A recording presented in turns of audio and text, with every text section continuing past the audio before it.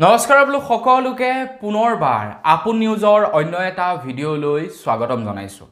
আপোনালোকৰ যদি LPG gas আছে তেন্তে আপোনালোকৰ কাৰণে এটা বিৰাটেই ভাল খবৰ ওলাই পৰিছে। তো আপোনালোকৰ ঘৰত LPG গেছ আছে নে নাই কমেন্ট সেকশনত জনাবলৈ কিন্তু নাপাহৰিব। তো যিসকলৰ ঘৰত LPG গেছ আছে চৰকাৰী হওক বা নিজে কিনি লোৱা যিয়েই নহওক তো তেওঁলোকৰ কাৰণে এটা বিৰাটেই ভাল খবৰ ঘোষণা কৰিছে কেন্দ্ৰ চৰকাৰ ফালৰ পৰা। তো সেই ভাল খবৰটোনো কি মই আজি আপোনালোকক সেই সম্পৰ্কত জনাম। তো ভিডিঅ'ৰ প্ৰথমৰ পৰা শেষলৈকে চাই থাকিব। মই শ্ৰীপান্ত গগৈ, আপোনালোকে চাই আছে আপোন নিউজ। আহক আৰম্ভ কৰোঁ আজিৰ ভিডিঅ'। আগবাঢ়িছোঁ আজি খবৰটোৰ ফালে। খবৰটো দিয়াৰ আগতে সকলোকে সৰুকৈ এটা অনুৰোধ, যদি খবৰটো চাই ভাল পায় তেন্তে লাইক এটা কৰি দিব আৰু চেনেলটো যদি ছাবস্ক্ৰাইব কৰা নাই তেন্তে চেনেলটো ছাবস্ক্ৰাইব কৰি দিব।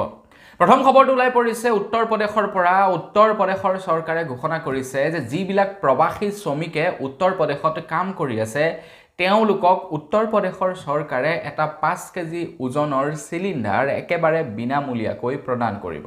এই যে সৰু ছোটো চিলিণ্ডাৰটো 5 কেজি ওজনৰ, তো সেই 5 কেজি ওজনৰ চিলিণ্ডাৰটো উত্তৰ প্ৰদেশত কাম কৰিবলৈ যোৱা শ্ৰমিকসকলক একেবাৰে বিনামূলীয়াকৈ প্ৰদান কৰিব বুলি উত্তৰ প্ৰদেশৰ চৰকাৰে ঘোষণা কৰিছে। হেয়া আমাৰ অসমৰ মানুহ গৈও যদি উত্তৰ প্ৰদেশত আছে তেওঁলোকেও ফ্ৰীকৈ পাব।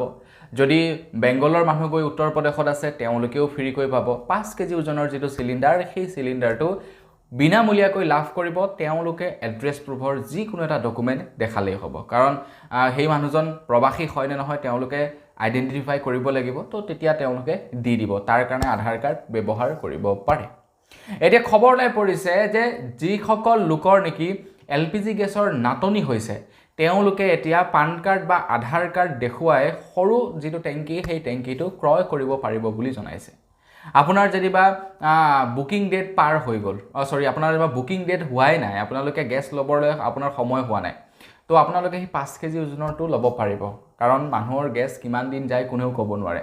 বিহুৰ ছিজনত আপোনাৰ সোনকালে গেছ আদায় হ'ব পাৰে, হয় নে নহয়? তো গেছ এদাই হ'ল বুলি এতিয়া 45 দিন ৰখিব লাগিব। 45 দিনৰ পাছতহে আপোনালোকে গেছ ল'ব পাৰিব। তো তেনে ক্ষেত্ৰত বাকী সময়ছোৱা আপোনালোকে কি খৰিত ভাত বনাব নেকি, বা খৰি নথকাসকলে কি কৰিব?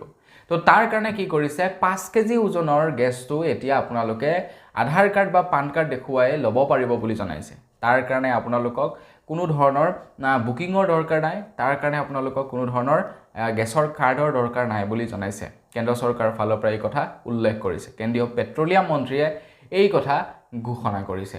ডেট মিনছ আপোনালোকে এতিয়া মানে ঘৰত গেছ আদায় হ'লেও 5 কেজি ওজনৰ সেই চিলিণ্ডাৰটো আনি ৰাখিব পাৰে, বা গেছ আছে আপোনালোকৰ ঘৰত তাৰ পাছতো আপোনালোকে আনি ৰাখিব পাৰে পান কাৰ্ড বা আধাৰ কাৰ্ড দেখুৱাই, যাতে আপোনালোকৰ মানে ঘৰত গেছৰ নাটনি নহয়। অলৰেডি গেছ এটা বোলে চলি আছে, তো এদাই হৈছে আৰু তো এতিয়াতো ঘপকৈ পাবলৈ নাই, আগতে ঘপকৈ পাই যায়।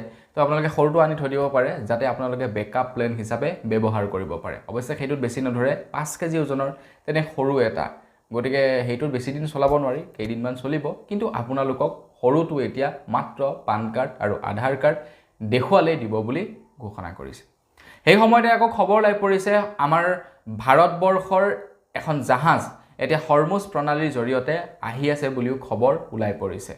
অৱশ্যে হৰমুজ প্ৰণালী খুলি দিছিলে যদিও আকৌ বন্ধ কৰিলে, কিন্তু এখন ভাৰতীয় জাহাজ পাৰ হৈ আহিলে 21 তাৰিখ নে 22 তাৰিখৰ দিনাখন পাবহি ভাৰত, মুম্বাই আহি পাবহি। তো তাৰ পাছত গেছৰ যি নাটনি হৈ আছে, পেট্ৰলৰ যি নাটনি হৈ আছে সেয়া অৱশ্যে নাইকিয়া হ'ব। তো কেন্দ্ৰ চৰকাৰৰ ফালৰ পৰা কোৱা অনুসৰিতো গেছৰ নাটনিয়ে হোৱা নাই, পেট্ৰলৰ নাটনিয়ে হোৱা নাই, কিন্তু একচুৱেলি নাটনি হৈছে। তেওঁলোকে লুকুৱাব বিচাৰিছে, নাটনি হোৱাৰ কথাটো লুকুৱাব বিচাৰিছে। আপোনালোকে এতিয়া চাবচোন, আপোনালোকৰ তাৰ পেট্ৰল ডিপুসমূহত চাওক, পেট্ৰল কিমান দিন হৈ গ'ল নাই, হয় নহয় কওকচোন? মানে আমাৰ ইয়াততো 4-5 দিন হৈ গ'ল পেট্ৰলেই নাই। গতিকে তেনে অৱস্থাত আপোনাৰ পেট্ৰল ডিজেলৰ নাটনি বুলি ক'লে কেনেকৈ হ'ব? নাটনি নাই হোৱা বুলি ক'লে কেনেকৈ হ'ব? নাটনি হোৱাটো হৈছে, কিন্তু সেই বস্তুটোক মানে মানুহক বুজুৱাব বিচৰা নাই যাতে মানুহবিলাক পেনিক নহওক। তো যি কি নহওক, আপোনালোকৰ যদি গেছৰ সমস্যা আছে গেছৰ সমস্যাটো নাইকিয়া কৰিব পাৰে। বাকী পেট্ৰলৰ সমস্যাটো খুব সোনকালে নাইকিয়া হ'ব, যিহেতু এখন হৰমুজ প্ৰণালীৰ জৰিয়তে জাহাজ ভাৰতলৈ বুলি আহি আছে। তো বন্ধুসকল বছ, আজিৰ ভিডিঅ' জনাবলগীয়া খবৰ ইমানটোৱে আছিলে। খবৰটো যদি জানি ভাল পালে, যদি ইনফৰ্মেটিভ লাগিলে লাইক এটা কৰি দিব। চেনেলটো ছাবস্ক্ৰাইব কৰা নাই ছাবস্ক্ৰাইব কৰি ল'ব। পুনৰ এটা লগ পোৱাৰ আশা লওঁ। বিদায় মাগিছোঁ। ধন্যবাদ। জয় অসম।